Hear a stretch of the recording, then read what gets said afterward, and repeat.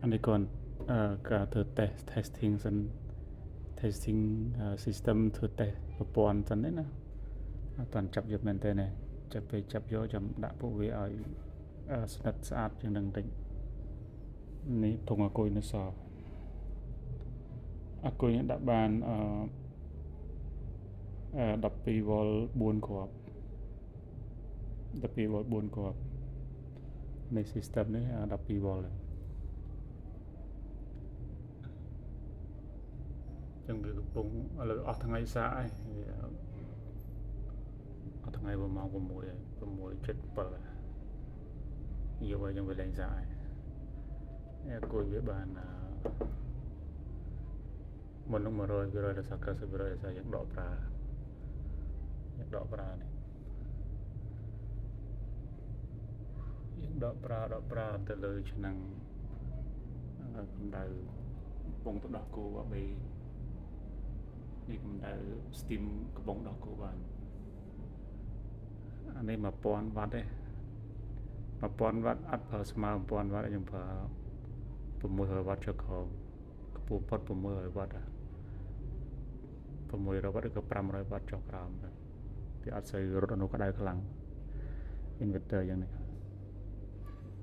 inverter នឹងដាក់បាន1គីឡូ 2គីឡូក៏ដាក់បានដែរអត់ទៅប្រព័ន្ធ12 volt C នេះមកអង្គុយយើងហើយក្បាល controller យ៉ាងនេះ MPPT charger នេះវាពណ៌សាកលឿននេះសាកលឿនពុនសាកលឿនល្អទាំងបើយើងនៅខាងក្រៅលើបូលនោះ2ស្លឹកដែរ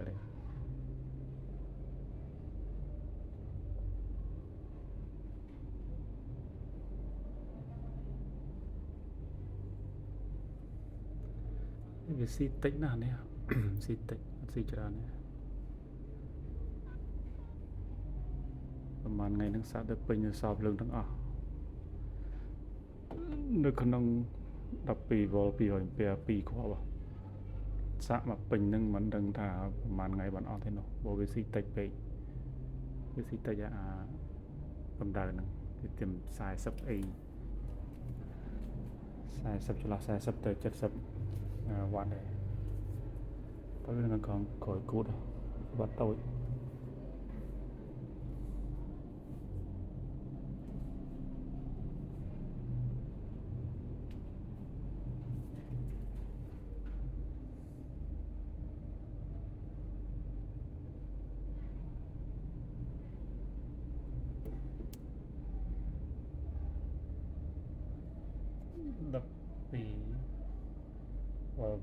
12 volt ចេញ7 វ៉ាត់volt នេះចេញ10 6ចេញ7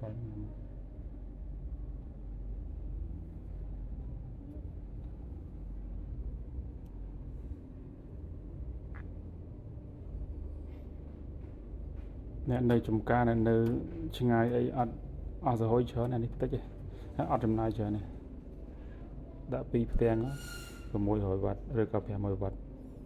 ផ្ទាំង500 វ៉ាត់ទៅ600 វ៉ាត់ពីផ្ទាំងមកនេះដុំនឹងមួយសាកមកហើយបំលែង inverter នឹងមួយមកហើយតតាមមកយើងចង់តនេះខ្ញុំប្រើសិនទៅដល់10ប្រើសិន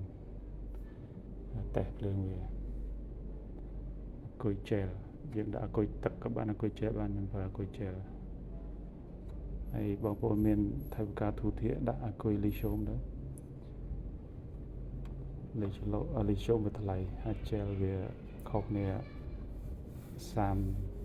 30% ទៅ 50% ដែរគុយជែលជាមួយនឹងពួកលីសូមនឹងថ្លៃជាង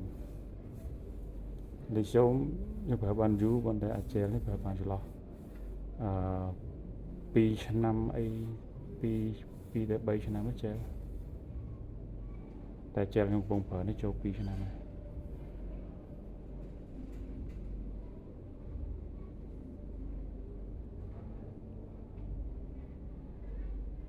អូខេប៉ុណ្្នឹងសិន6:45យប់ហើយថ្ងៃ23 ខែ7 2026